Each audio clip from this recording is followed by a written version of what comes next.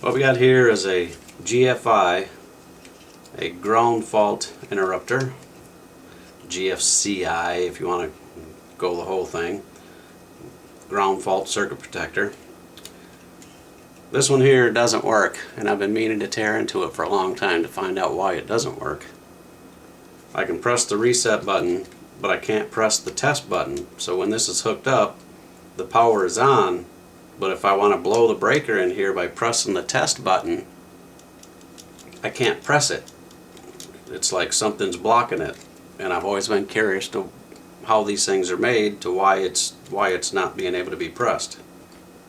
So I'm going to take a look at that today and find out what's going on with it. One thing that I was looking at that caught my eye is this particular one.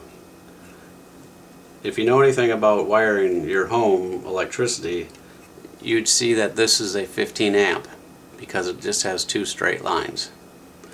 If you've got a 20 amp, you would have this extra line going across here like this. So that's the difference between a 15 amp and a 20 amp. This one works perfect. There's nothing wrong with this one. I press the reset button, it resets it, I press the test and it blows the breaker. So there's nothing wrong with this one.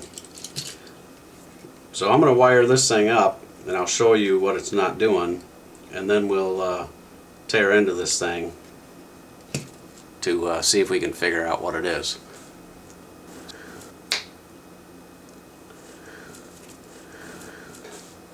Alright, got it temporarily wired in there. Now I have this light over here. I got the power cord for it. I'm going to plug that right in there. And I got a power strip over here that we're going to plug this into. My power strip is off for right now. I'm going to hold this and I'm going to flip my switch, and our light comes on. So if I want to test this line, I should be able to hit the test button and it should blow the breaker in here and kill our light here. So I'm pressing that button and it ain't going down. So something went bad in here, and that's probably what they're supposed to do when they do go bad. That's why you replace them when that happens. But I'm curious on what goes bad. So if I hit the reset, it temporarily takes the light out, but then as soon as I let it go, it comes back on. So that's not protected. Now, electricians, you know what these are, or people that work with your home electricity. I can even stick this in there. This little button right here represents a short circuit. So if I stick this in here like this, we get our two lights. I don't know if you can see that or not. We get our two lights that say that it's wired correctly. If it wasn't wired correctly, then this red light would be on, and one of these would be off. Now when I hit this reset button, this light should go off because it's going to pretend like it's a short. So this should pop the breaker in here. But here you go. I hit the button, nothing happens. So this GFI is not working. Time to replace it, put a new one in. But we're going to take a look at this and see why it's not doing that. So let me show you what one is supposed to do. We'll just take that off.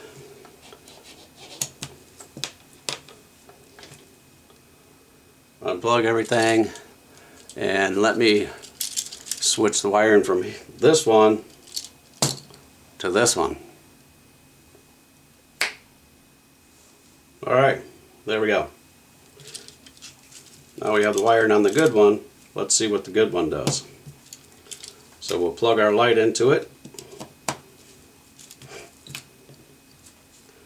We'll plug in our cord and we'll flip our power on.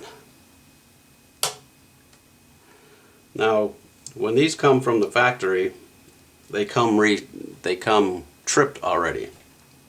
So the reason that light didn't come on when I turned that power on is because I have to reset this.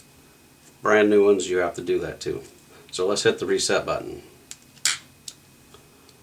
And the light comes on. Now let's hit the test button and show this one over here what it's supposed to do. Just like that. Hit the reset, comes back on. So that's why, that shows you we got something going on with this one. Now you normally wouldn't fix these, you'd just spend the money to buy a new one. And they're pricey, I think, I can't remember. You can get them $15 on up, I think, or something like that maybe.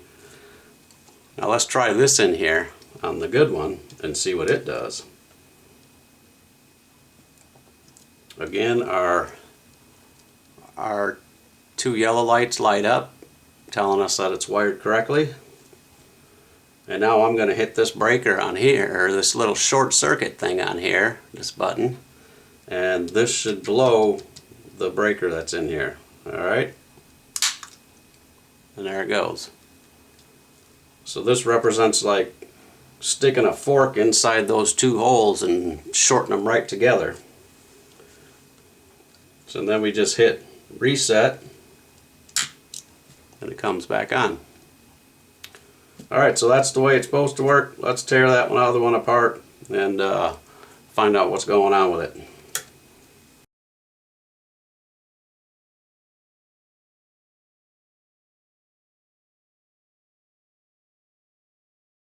So I want to mention that when I connected the power up to these, both of these,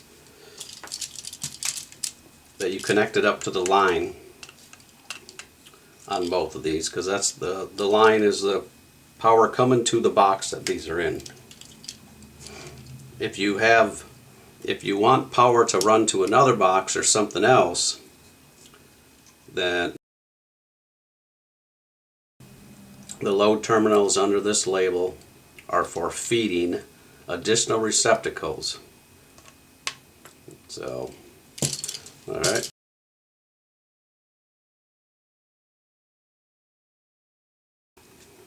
Alright.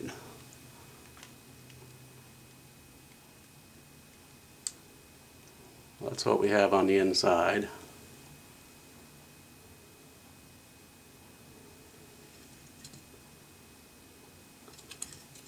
I'm just going to set this on there, pull off this other side.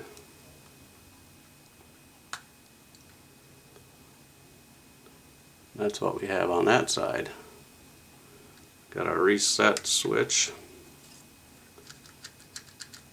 And this little bar right here is our test switch for our black button here.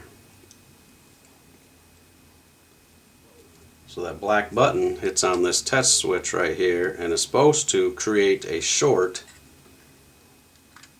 which tells the electronics, hey, there's something not wired right, let's kill all the power to this thing. Now we got to figure out why there's a lack of communication.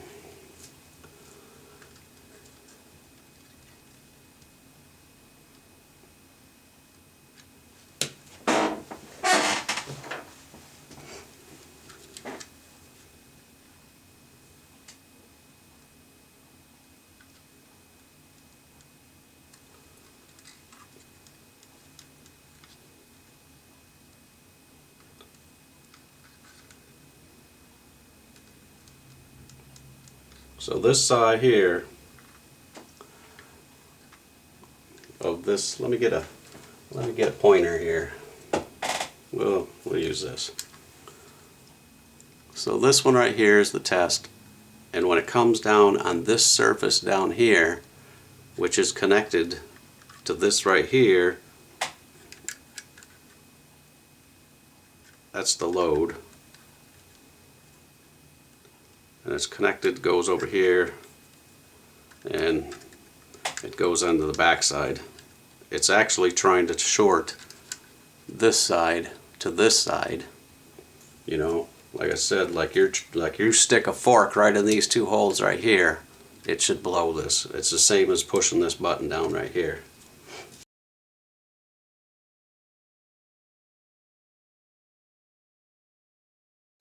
I am just curious.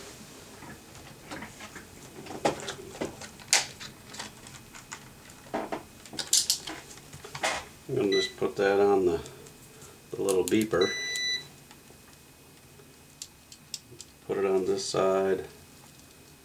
Put it on this side.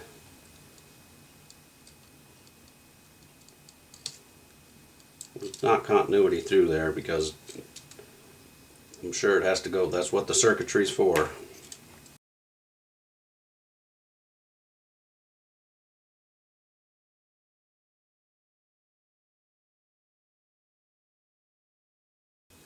Looks like there's a resistor or something right in here. Let's see if we can measure that.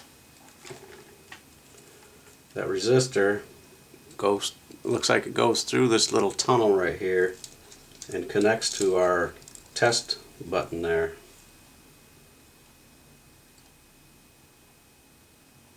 .8 k ohm.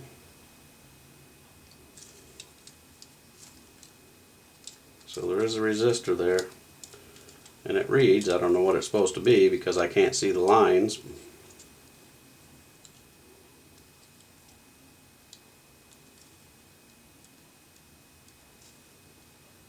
Gonna have to figure out how to take this thing apart.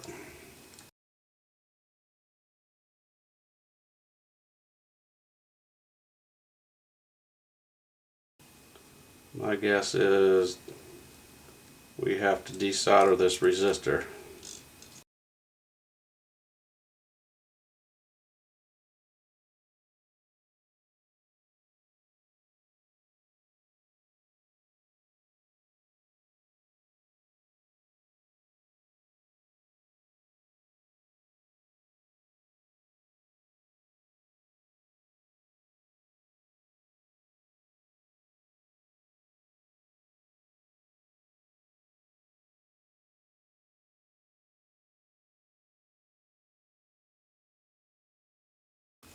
On both sides of this here, there's a little wire coming from up here that connects to a pin, two pins that are soldered into this board. Me pulling on that hard probably wasn't good because I probably broke those wires off there. So we will try to desolder those and see exactly what's going on there. I can see it's looks like it's about that point right there, and then there's another one right over here.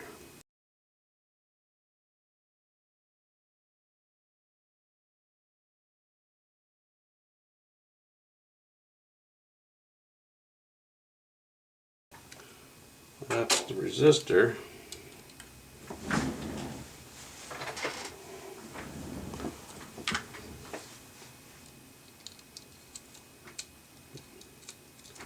So that's connected to our test bar, the one that we have to press for the test. You can see the resistor is connected to that.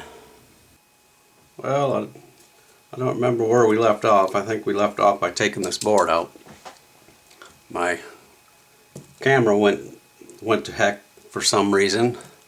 Don't know why, but it stopped recording. So I didn't get the last, whatever we did last. So what we're going to look at now, I'm going to pop this board out. I think, yeah, we desoldered these two spots on there, took the resistor off there, and this is what we have now. Looks like it's something blue. Notice the components are covered with smoke from something. And the more I got looking at this, the more I noticed that there must be a coil of wire in here, underneath here. That's why we saw those two little wires on both sides there that I said I probably broke, which I did when I was trying to pull the board out, because they're attached to these pins that were soldered into the board. And I got looking, and there's some black, looks like some plastic or something here that looks like it swelled up at one time because of overheating. And that's how I got to notice in there that it looks like there's a coil of wire in there. So I'm thinking when this thing, our test button, gets pressed down, makes contact with this side here, and does something with that coil of wire in there that actually creates the short that pops this thing. And then you just hit the reset button to reset it. So let's tear into that a little bit more and see what we can find out about that that coil of wire or something that's down in there.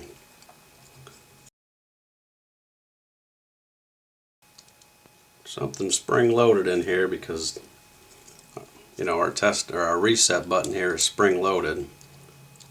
There's two springs right underneath here. I just don't want these parts to go shooting all over the place.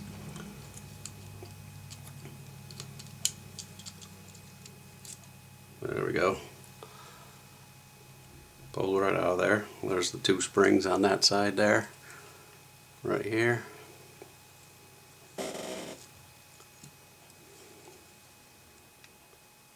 Let's see, what else? Oh, that allows us to take that off.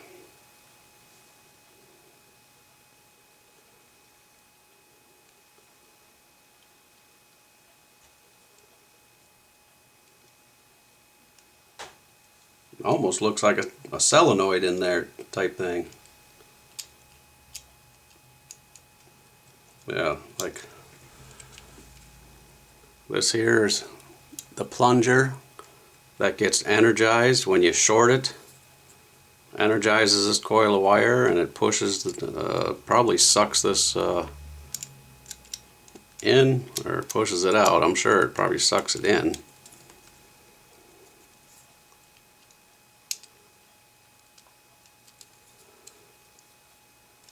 See if I can get that the rest of the way out of there.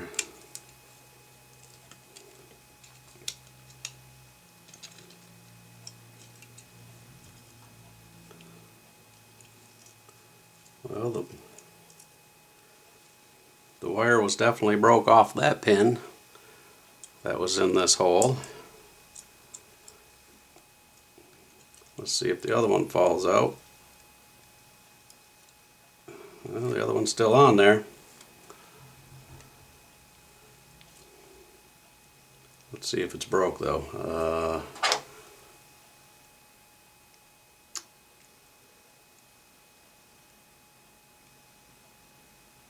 Yep, it is broke, but it's just stuck in there a little better. But there's the wire right here.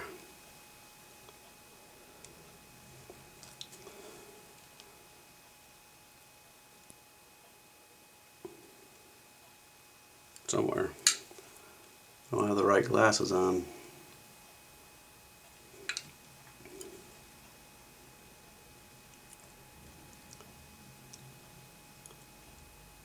Yeah, there's the wire there, that wire there. So yeah, both of the wires were broke off around the coil. Let's see what we got here. Doesn't look like it moves very far. Just enough to suck it in, it looks like. Goes in the little hole, so it's just like a solenoid. Moves it just enough, I guess, to trip something. Let's see. enough to release the reset.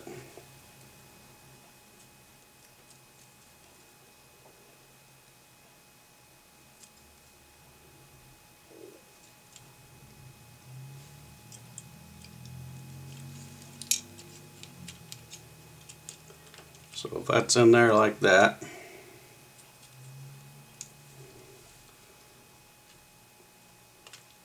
and our reset button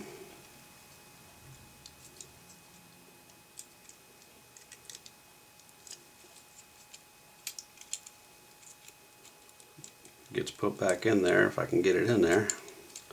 That came out real easy.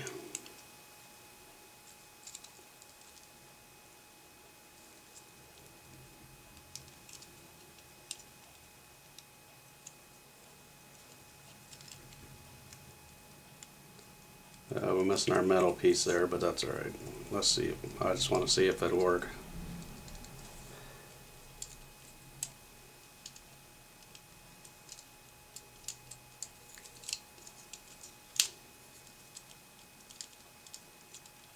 So the bottom of our reset button, those things slide on that little thing.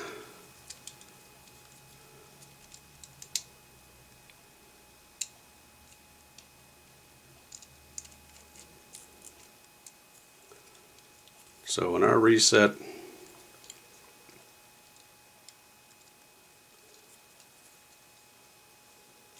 when we push the test, it must suck this in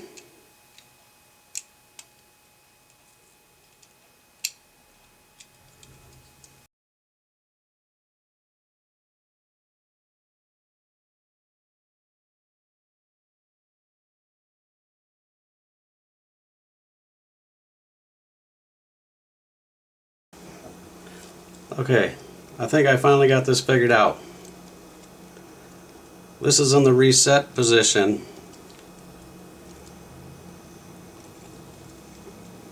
There's a contact on both sides, this top part and then that bottom part down there, on both sides, you know, for this side and this side. So right now the reset button is pushed in and it's locked to energize both of those spots right here. So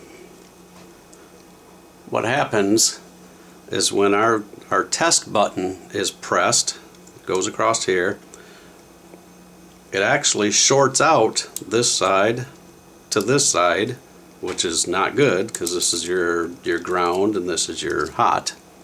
So it's putting a short across there, and when it does that, it energizes that coil that's on the inside there, and what it does is it sucks that plunger in this direction, which will deactivate these two contacts for this and this at the same time, and it will unlock it by pushing these little metal pieces that are right on this red part here, by pushing those back that way, both at the same time. So both of these will get pulled back this way, and that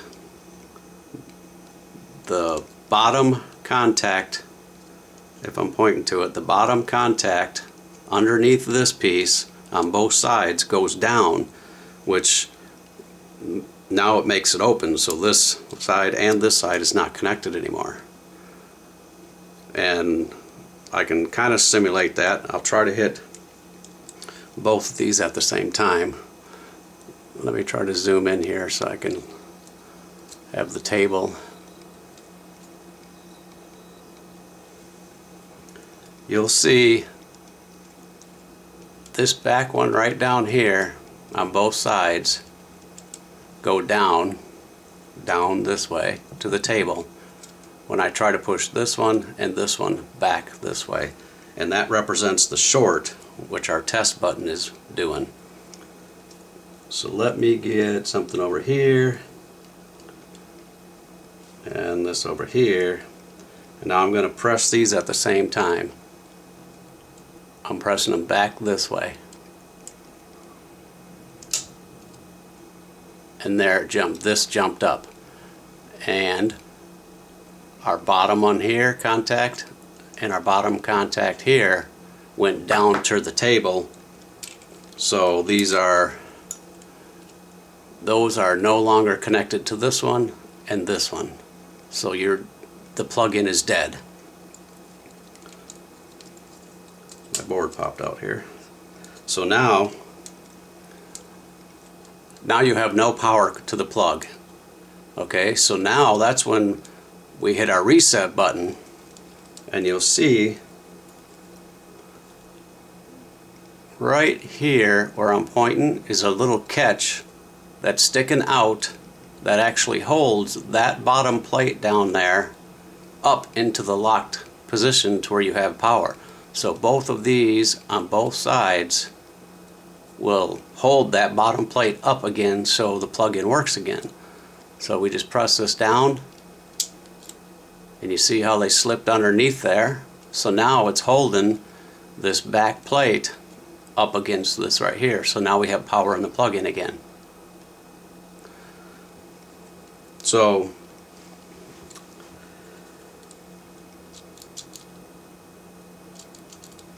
when this plug-in blew, something happened. Those wires broke on these little things, or something on the circuit board blew. Now that coil that's underneath here that energizes that is not working right.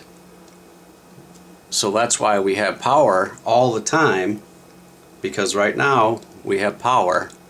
And remember, when this was together, I could push this down, cut the power, and as soon as I let it go, the power would come back on.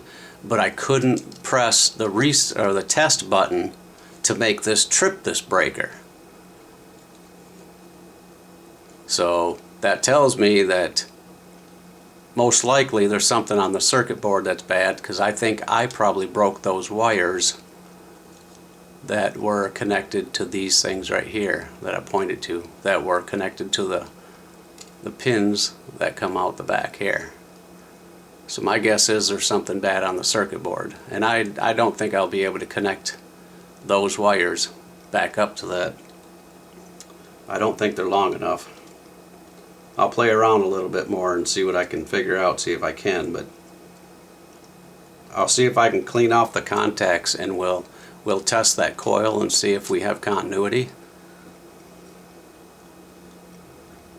And then maybe we'll look at the circuit board.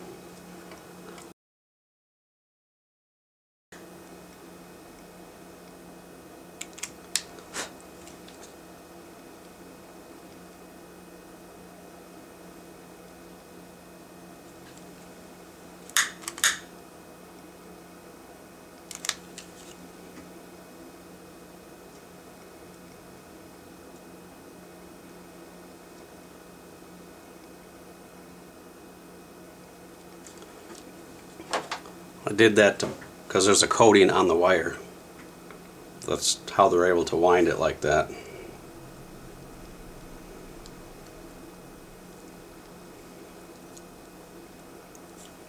See, it's burnt right there.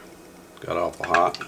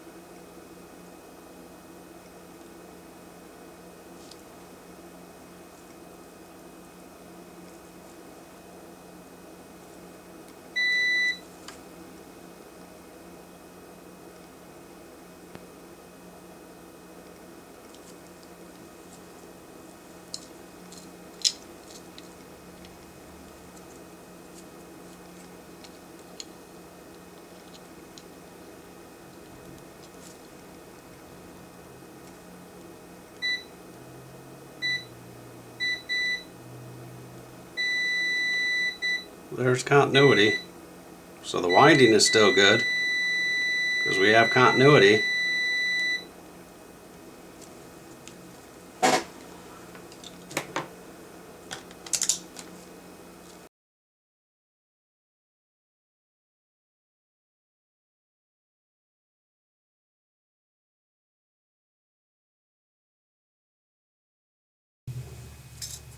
Let's see if I did any good.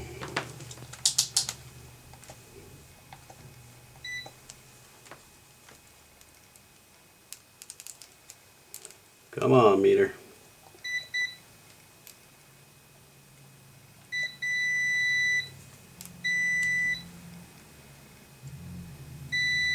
Alright, we got continuity, so I must have got them soldered on there somewhat pretty good. Yep, that one looks good. That one looks good. So they're soldered back on there.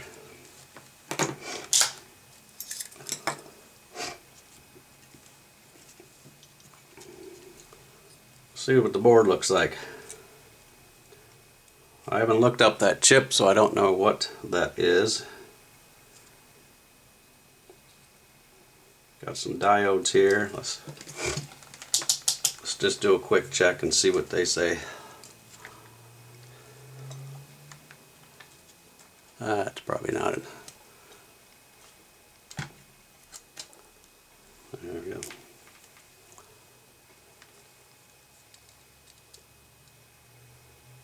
Looks good. It's alright. It's alright. Well, they all look the same. It's about what they should read, somewhere in there. See what this resistor reads. 14K. 15, yeah, something like that. 1 meg, yeah, that's about close. 1K, it probably should be, or 100 ohm, yeah, 100 ohm, yep.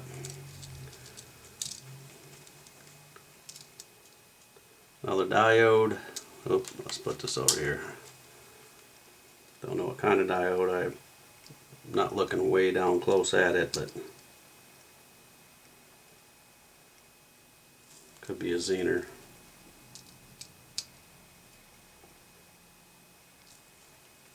Start telling.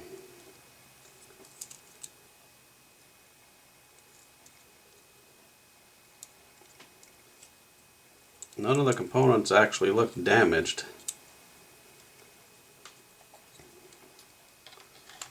Let's check, see what this transistor does. I don't know what kind of transistor this is.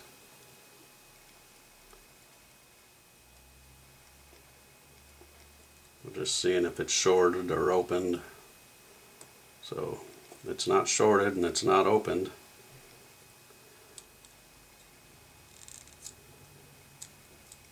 All the black on here could be from when this heated up and melted that.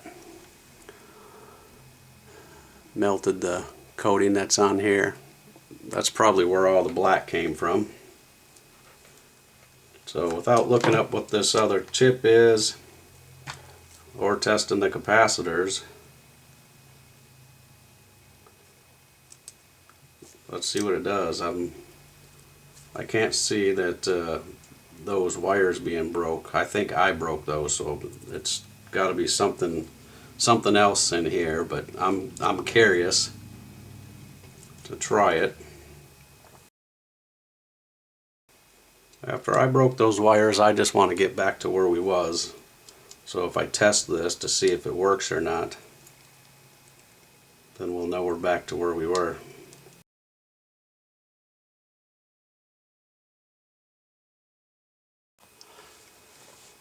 So my camera's on the fritz again.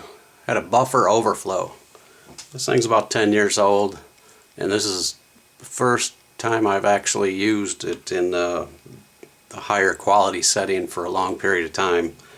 I mean, not just this video, but I just recently this year put it in that mode and left it there and was trying to see if everything would be all right with it there, but apparently not if it's having a buffer overflow. But wanted to try this to let you know what happened. Plugged it in. Gonna hit the power over here. Gonna hit the test. Still the same thing. Hit the reset, turns it off, comes back on. So we're back to square one. That's now I'm going to take a look at the circuit board and see if see if we can figure out what that chip is. Maybe that chip's blown. That's on there. I'll tear back into this, and then I'll come when I get it all tore apart. Then I'll get you back and involved in it.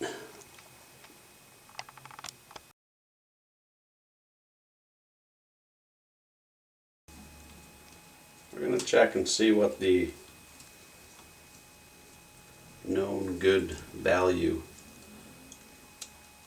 of this solenoid is. See if I can read it in this one without destroying this good one.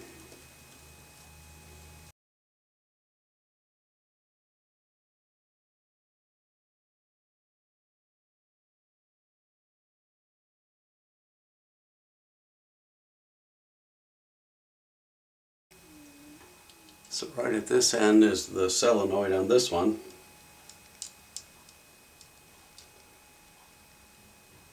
Plunger's pretty flimsy in there. Let's see what it reads across the coil for ohms.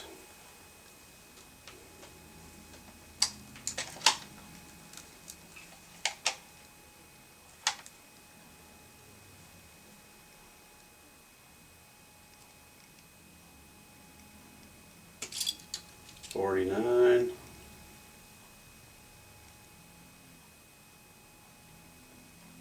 About 49.6.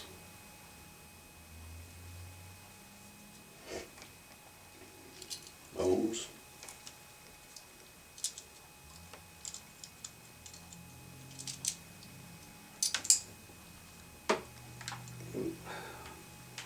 Little plunger fell out.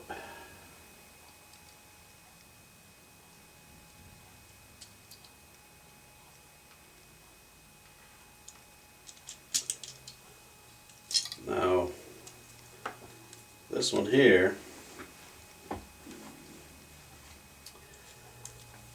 you missed it because I was playing around with it, and this thing went kaboom again. And I think I know why this whole thing stopped working, and I want to share that with you. So, to get you up to speed, what I did on the circuit board for this one is I replaced a lot of components in here.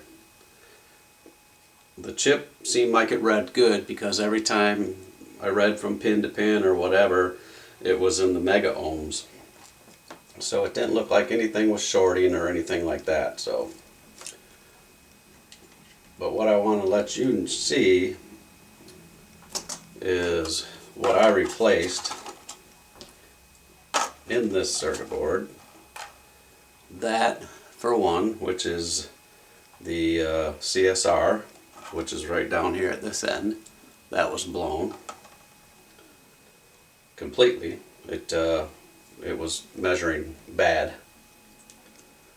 And I also replaced a couple of these disc capacitors. And I replaced 5 diodes. So these read kind of close to being okay, but I just didn't trust them under load. So I replaced them all, and then I checked all the other components on this board and everything checked out. So I was considering it good and it good to go. So, and I wasn't expecting the result that I did, so that's why I didn't have the camera running at the time, and that's why you missed what happened. is where it went up in a big puff of smoke again. And what I didn't pay too much attention to in the beginning was when I measured this coil for the relay here, it measured really low in ohms. Matter of fact, so low that it was just like a short circuit across both the connections of the solenoid. So I think it was down to like 2 ohms or something like that. So when this thing went the first time, before I even touched it to tear it apart, I showed you that this had a spot melted there of this plastic that's wrapped around it, and then it also had this melted on the bottom here. Well, I think this got so hot the first time it blew that it actually melted the coating that's on the wires, and it created a short in the wires or in this winding. So that's why it read so low, because there should be more than just 2 ohms with a coil of wire, especially when you have this much wire. You can see the gold look inside there. That's a lot of coils of wire wrapped around there. One continuous coil around and around and around. So when you have that much wire, it's going to give you a higher resistance than 2 ohms. And that's what this brand new one has. It's got the same coil of wire like that, and it reads almost 50 ohms. So that's what this one should have read, is something like that. This one, actually, the plunger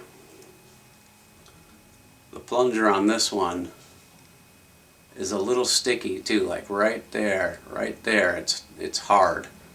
So it doesn't move that much, but it gets stuck when it does move.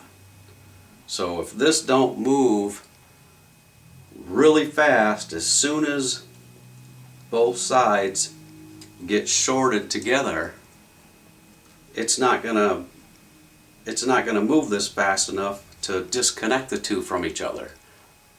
So that's why this last time, unfortunately, the part that you missed, and I wasn't expecting it, and my camera was on the fritz too, when I plugged this thing in, it just went up in a big puff of smoke. So I still think everything on this board here is good, because I tested that transistor again and it looks good. It reads just like a diode in one direction and one when it's outside the circuit board. Inside the circuit board, it gives you other readings because it's actually connected to something, some other stuff. So if I put it across there, you can see it's like 0.8.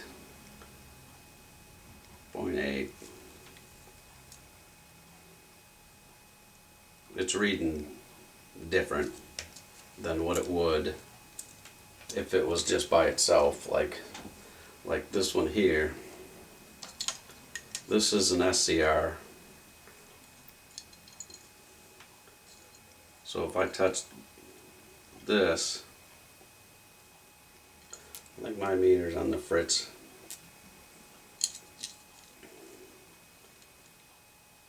I get nothing there, nothing there, nothing there. I'm just going between the 3 legs measuring. I get what looks like a diode there, nothing there, and nothing there. So a good SCR, from what I've played around with 3 or 4 different SCRs, you will only get a diode reading in between one set of legs. So if you get anything else, then you can pretty much consider that one as being bad. So I think I'm pretty much going to say we found the problem with this. It wasn't going to be a fix anyway. Even if it did work after I got it all together, it wasn't going to go back in service because that could be the most unsafe thing you could do. Once these things blow, throw them away, buy a new one. But I was curious and I wanted to find out what the problem was, why this blew, why it didn't work anymore. And I narrowed it down to being this coil right here is what caused the whole problem.